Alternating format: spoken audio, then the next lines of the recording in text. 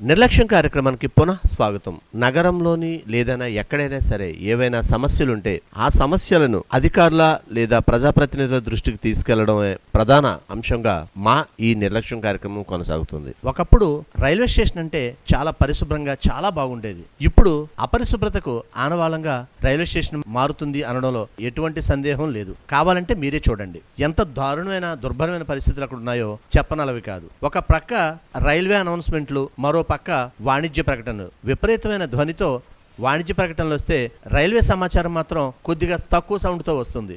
ఎప్పుడు రైలుకు సంబంధించిన సమాచారం వస్తుందా అని రైల్వే ప్రయాణికులు ఎదురు చూడాల్సిన దుర్భర పరిస్థితి ఈనాడు నెలకొంది. అధికారులు, నాయకులు ఎప్పటికైనా స్పందించి ఈ పరిస్థితి నుండి ప్రయాణికులను కాపాడాలని పలువురు కోరుతున్నారు. దయచేసి గమనించండి. ఒక ముఖ్య మనవి, మేం ప్రసారం చేసే నిర్లక్ష్యం కార్యక్రమం ఏ ఒక్కరిని అవమానపరచాలని గాని తక్కువ చేయాలని గాని మా ఉద్దేశం కాదు. కేవలం రాజమండ్రి నగరం బాగుండాలని మా ఈ నిర్లక్ష్యం కార్యక్రమం ముఖ్య ఉద్దేశం.